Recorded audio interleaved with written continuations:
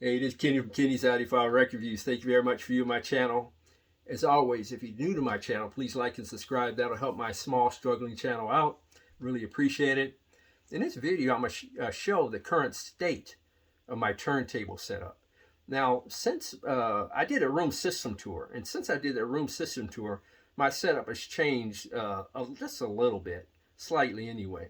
So I thought I'd do an updated video, more so for the purposes of people who are new to my channel, people who have not seen my room system tour. And oh, by the way, the link to my room system tour will be in the description below. But my my turntable setup has changed slightly, mainly the cartridges. And also every now and then, I'll get a question from a viewer saying, well, Kenny, what type of phono stage do you use? What type of turntable do you use? So I thought I'd make a video as a document, so when I get those questions, I could just leave a link to this video. Also not featured in this video is a linear tracking Revox turntable. I have a Revox B790 turntable, which currently I can't fit in this room at the moment. I don't like that because that's one of my favorite turntables. That's a cool linear tracking turntable.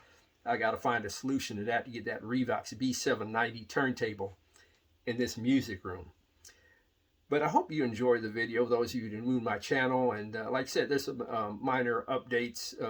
Those of you who've been watching my videos know about these changes. But if you're new to my channel, like I said, I hope that gives you information in terms of how I listen to records and when I assess and do reviews on records, what I'm using. So I hope you enjoy the video. It's going to be in 2 sections after this one. Thank you very much for viewing. This is my turntable. It's a Rega P8 turntable with a Apheta 3 cartridge. It's a belt drive turntable. It sounds great when playing back records, whether it's vintage records or new reissue records. Eventually I want to get an isolation base for this turntable, but at the moment it sounds great. This is an associated controller for the turntable. Includes a power switch and a 33 1/3 RPM button as well. This device is from a company called Sweetvinyl. And this is a Sweetvinyl SC-2 Plus unit. Well, what this unit does, it removes the sound of scratches, ticks, pops, and surface noise amongst playback of records when you play them back. And it makes it sound like a mint condition record. It truly does. Even has a screen, sorry for the lack of resolution there, but you can even record and save it onto an external device in a high resolution format, like a 192 kilohertz 24-bit file. This is a Sweetvinyl Sugarcube SC-2 Plus unit.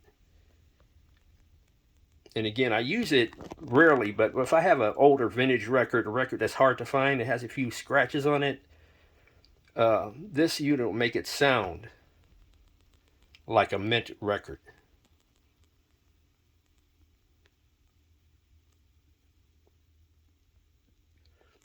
Across the way, in between my turntables, is my phono stage. See if I can get this come in focus. This is a Whest 0.20 photo stage.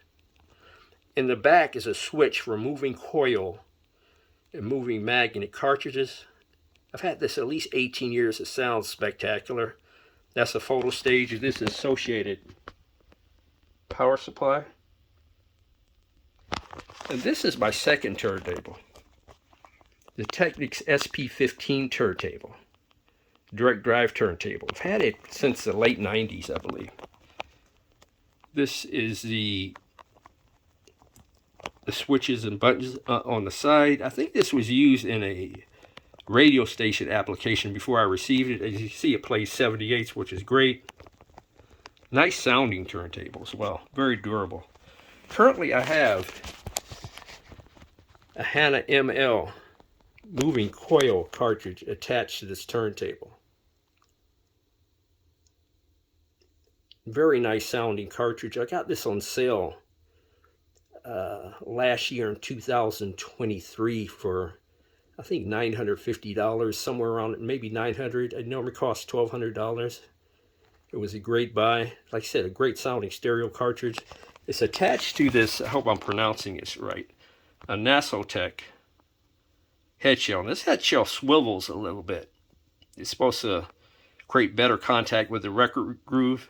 This combination, this head shell and the cartridge, sounds spectacular. Whether it's a great improvement over the standard head shell, I haven't done that test yet. Time will tell. We'll have to see about that. But at the moment, I like this head shell and this cartridge setup tremendously. In the next part of the video, I'm going to show you some of my cartridges that I use on this Technics SP-15 turntable. This is my Audio-Technica AT33MONO cartridge. Now, I like this cartridge. It sounds great, especially at its budget price point. I believe that I paid approximately $300 for this cartridge, and at that price point, it sounds great for a mono cartridge. I plan to update it at some point, but we'll see about that. But I prefer to play use a mono cartridge when playing mono records versus using a stereo cartridge or a mono stereo switch on a preamp or receiver, because I think the mono cartridge sounds better in my opinion. And at the price point, this is a very nice sounding cartridge, and it's connected to this Yamamoto HS4 head shell, and I like the way this combination sounds using my Technics SP-15 turntable. It's a nice combination. Matter of fact, I still have the box. I have a tendency to keep those things for the cartridge. This is a budget head shell. It's a Audio-Technica VM540 ML cartridge. It's a nice sounding stereo cartridge in the budget range. I think it costs like $250, $280, somewhere in that price range. And I mainly use this if I have some vintage records that are hard to find and they have a few scratches on them, and I don't want to play them back on some of my more expensive cartridges. I'll use this one and play it through my Sweetvinyl Sugarcube SC-2 Plus unit, which removes the sound of pops, ticks, and surface noise from records. I'll use this cartridge. And like I said, at the price point, it's a great sounding cartridge. It really is. Also, I have this Yamamoto head shell. Now, the purpose of the head shell is when I get a new mono cartridge somewhere down the line, I'm going to use this head shell.